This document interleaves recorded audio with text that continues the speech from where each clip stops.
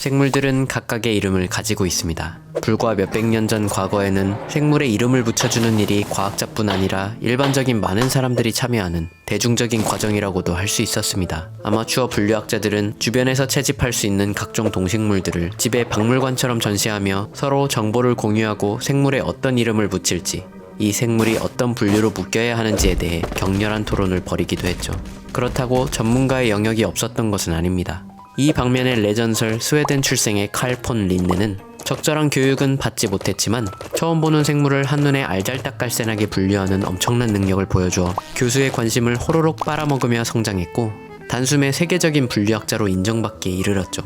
린네는 세상에 난립하는 분류체계를 통일시켜 오늘날에도 쓰이고 있는 분류체계를 만들어냈고 린네의 저서는 단숨에 분류학계의 바이블이 되었습니다. 린네가 이끄는 분류학자들의 군단은 너무나 강력해서 그에게 적대하는 반역자들은 냄새나고 못생긴 잡초의 이름으로 박제되었고 조롱거리가 되기 십상이었습니다. 린네가 가진 이 마력적인 권위의 원천은 무엇이었을까요? 그것은 바로 린네의 분류체계가 너무나 그럴듯해 보인다는 사실이었습니다. 이 분류체계엔 별다른 객관적 근거는 없었지만 린네의 눈썰미와 직관 그리고 자신감은 이 분류체계를 너무나도 자명한 과학처럼 보이게 만들었고 사람들은 이 분류체계가 자연 속에 숨은 단 하나의 진실을 반영한다고 믿었던 것입니다. 그럼에도 주관성이라는 태생적 한계 때문에 분류학자들은 크게는 여러가지 분류의 범위를 훨씬 넓게 인식하는 병합화와 아주 세부적인 특징에서도 차이점을 발견해내는 세분파로 나뉘어지기도 했습니다. 당연히 정답은 존재하지 않았고 분류학계엔 천사와 악마와 네팔렘의 전투처럼 영원한 분쟁만이 존재할 뿐이었죠.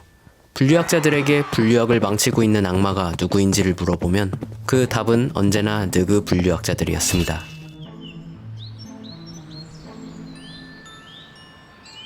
이처럼 분류학은 아직 완전한 과학이라고 부르기도 민망한 사회적이고 민주적인 합의와 과학 사이의 그 무언가로 남아 있었습니다.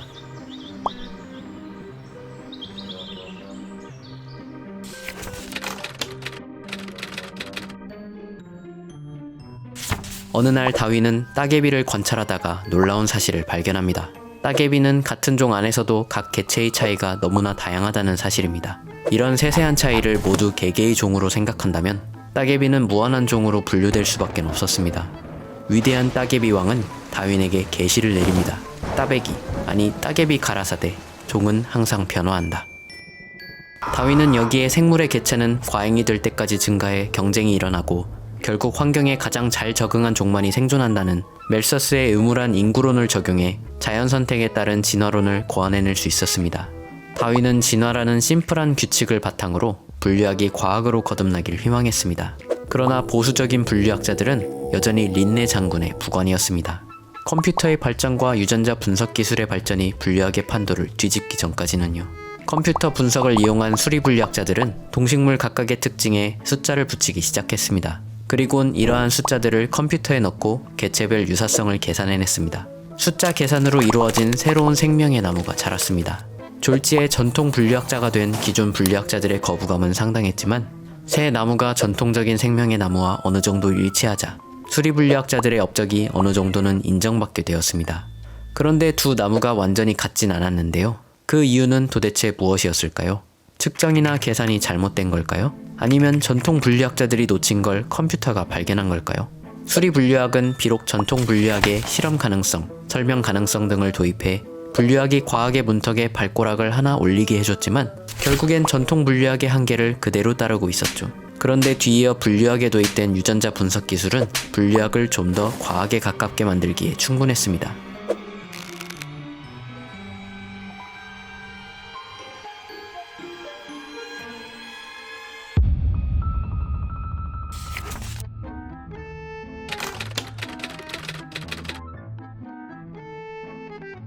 분자생물학자들은 유전자를 분석할 수 있게 되자 어떤 생물이 어떤 조상으로부터 나왔는지, 두 생물이 얼마나 같고 얼마나 다른지 정량적으로 계산할 수 있는 토대가 마련되었습니다. 별 외향적 차이를 보이지 않아 분류체계가 박살났던 박테리아, 세균 등이나 외향이 너무나 달라 비교가 불가능하던 완전히 다른 종도 유전자를 통해서 비교와 분류가 가능해졌습니다. 분류학에서 사람의 감각과 직관을 제거하고 객관성을 담보할 수 있게 되었죠. 그러던 중 메탄생성균이라는 세균은 기존의 세균과는 너무나도 다른 유전자를 가지고 있다는 것이 연구로 밝혀졌고 그 세균은 고세균으로 분류되기 시작했습니다. 이 세상은 세균, 고세균, 그리고 인간과 모든 동식물을 포함하는 진핵생물, 이 세 가지의 거대한 범주로 나뉘었습니다. 인간은 생명의 나무 꼭대기에서 떨어져 고릴라, 침팬지 등과 함께 영장류라는 카테고리에 묶이게 되었습니다. 세균도 무려 두 가지로 분류되는 마당에 동식물은 뭉뚱그려서 진핵생물? 게다가 위대한 인간은 단지 유인원? 분류학자들은 분기탱천했죠. 그런데 분자생물학의 폐류는 여기서 끝나지 않았습니다. 분자생물학에서 탄생한 분류학 끝판왕, 분기학이 탄생했습니다. 분기학자들에 따르면 파충류, 나방, 무척주동물, 얼룩말, 그리고 물고기라는 분류는 존재하지 않았습니다. 쿠바의 도시 꼬이마르에 낚시하는 노인조차 11강 청새치를 휘두르며 분노할 이야기였습니다. 분기학자들은 도대체 왜 물고기가 존재하지 않는다고 했을까요?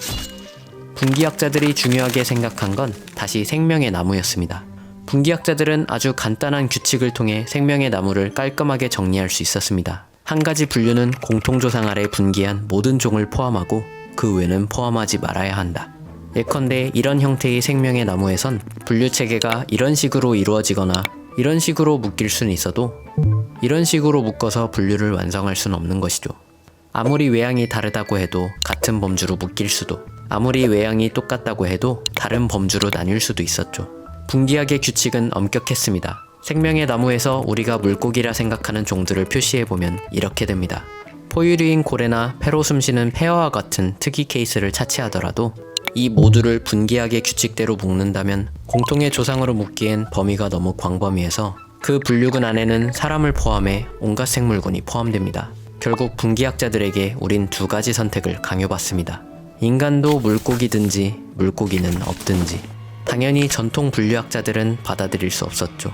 그들의 눈에 물고기는 너무나도 진실이었으니까요.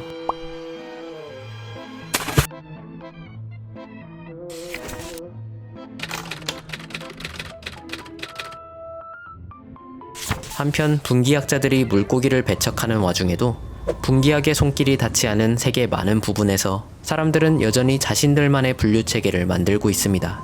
이를 민속 분류학이라고 부르는데요. 여기엔 아주 놀라운 비밀이 있었습니다. 다름 아니라 세계 곳곳의 민속 분류학이 서로 아주 유사한 체계를 가지고 있으며 전통 분류학자들의 분류와도 매우 비슷했단 것이죠. 이 분류체계에 물고기가 여전히 존재한다는 것은 두말하면 잔소리였죠. 인간의 뇌는 수십만 년의 진화 과정에서 아마도 자연의 이름을 지어주고 자연을 분류하는 본능적인 능력을 진화시켜왔던 것 같습니다. 게다가 사람들이 이 세상을 인식하는 방식은 어딜 가나 비슷했던 것 같습니다. 다음의 단어들은 각각 새와 물고기를 나타내는 다른 언어의 단어들입니다. 무엇이 새와 물고기를 가리키는 단어일지 추측해보세요.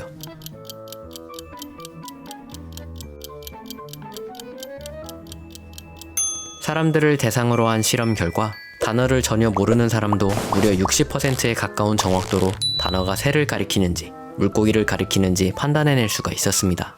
과거 인지심리학자들이 실험을 통해 키키, 부바 효과라고 이름 붙인 이 현상은 사물의 이름이 완전히 임의적인 것이라기보단 물체들의 외향적 특징이 반영되어 있으며 이런 이름 붙이기가 음성 언어의 탄생을 불러왔을 가능성도 암시합니다.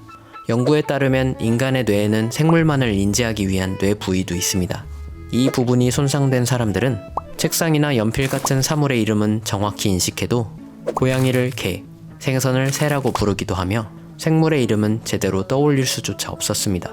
즉 고양이에게 생선을 맡기란 말은 개색, 자연의 이름 붙이기의 저자이자 한국계 미국인 생물학자 캐럴 개숙 유는 이러한 발견들이 여전히 명맥을 유지하고 있는 린네 군단이 전통 분류학을 쉽사리 포기하지 못하는 이유를 설명해준다고 생각합니다. 자연에 이름을 붙이고자 하는 열망은 인간의 원초적인 욕망과 인간 움벨트의 상징이었던 것입니다.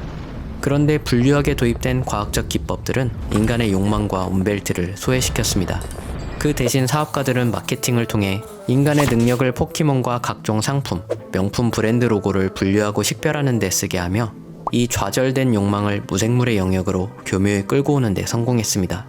이것이 우리 인간이 자연과 조화를 이루던 종에서 자연에 철저히 무관심한 특이종이 된 이유라고 주장합니다. 아마존 삼림이 파괴되고 있고 생물이 멸종하고 있다고요? 지루해. 캐럴 개숙유는 우리의 시선과 관심을 다시 자연으로 돌려야 한다고, 그리고 물고기를 되찾아와야 한다고 믿습니다.